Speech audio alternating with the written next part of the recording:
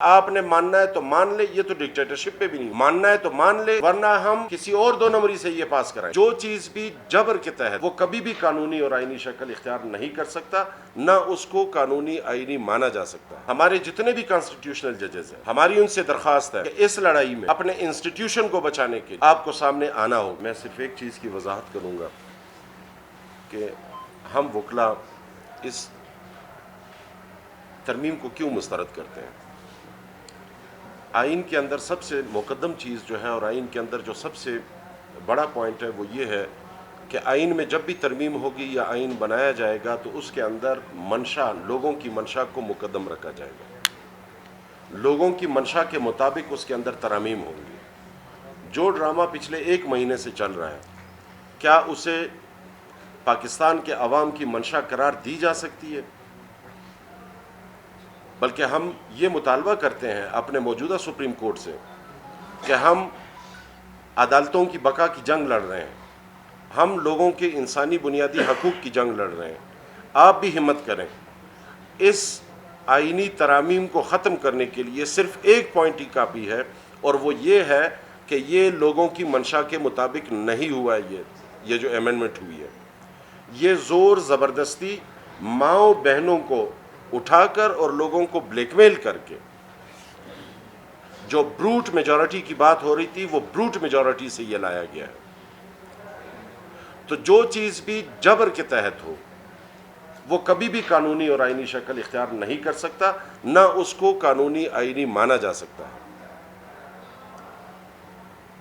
اس کے ساتھ ساتھ جو ایک فیصلہ آیا، ہم نے اس کی بھی مخالفت کی تھی، جو 63(a) کا آیا تھا۔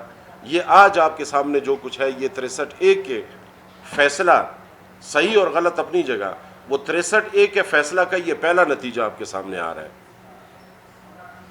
کہ وہ پارٹیاں جو جمہوریت کے علمبردار تھے، وہ پارٹیاں جو ہمیں 70-76 سال سے جمہوریت کے راگ ہمارے سامنے الاپ رہے تھے، آج ان کا سٹیٹس اور ان کی سوچ یہاں تک آ گئی کہ وہ بروٹ میجورٹی کی بات کر رہے ہیں کہ آپ نے ماننا ہے تو مان لے، یہ تو ڈکٹیٹرشپ پہ بھی نہیں ہوا، ماننا ہے تو مان لے ورنہ ہم کسی اور 2 نمبری سے یہ پاس کرائیں گے۔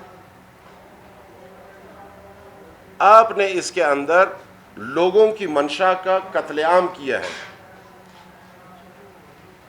لوگوں کی منشا کے مطابق یہ آئینی ترمیم نہیں ہے، لہٰذا اس لیے وکلا اس کو مسترد کرتے ہیں۔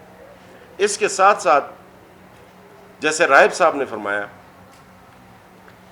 کہ عام پبلک کی زندگیوں پہ اس سے یہ اثر انداز ہوگا۔ اس کا ایک شق اگر آپ کے سامنے رکھا جائے کہ اب جس کے ساتھ پبلک کا کوئی ایشو آتا ہے، کانسٹیٹیوشنل میٹر میں ہمیشہ عوام اور حکومت آمنے سامنے ہوتی ہے۔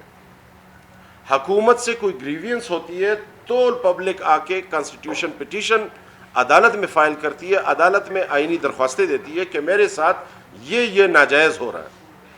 اب اس میں آپ نے ایک فریق نے یہ اختیار اپنے لیے چن لیا کہ میں منصف اپنے لیے خود منتخب کروں گا، تو پھر اس منصف کا کیا فیصلہ ہوگا اس سے آپ بخوبی واقف بھی ہے اور اس کا اندازہ بھی لگا سکتے ہیں۔ ہمارا سپریم کورٹ، ہائی کورٹ جب بھی ہماری اختلاف رہی ہے اپنی جوڈیشری سے، وہ اصولوں کی بنیاد پہ رہی ہے۔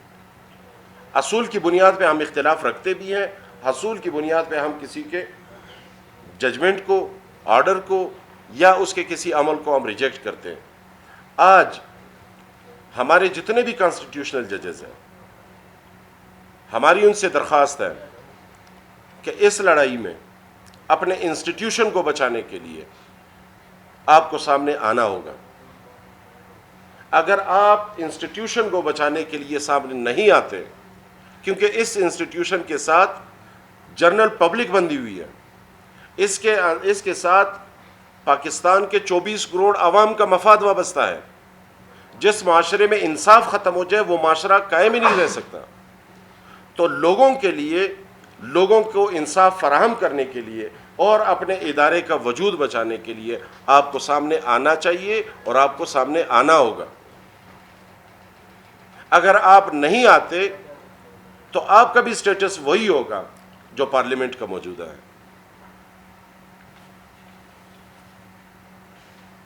باقی ہمارے ساتھیوں نے آپ کے سامنے بات رکھی، ہم اپنے اکابرین کا جو پاکستان کی سطح پہ کوارڈینیشن کمیٹی ہے اس کے ہمارے فیصلے کے پابند بھی رہیں گے، اور انشاءاللہ اس میں اپنا فیڈ بیک دے کے جو 26 تاریخ کو ہونے جا رہی ہے اس کے اندر ہم اپنے آئندہ لائے عمل کا اعلان کریں گے۔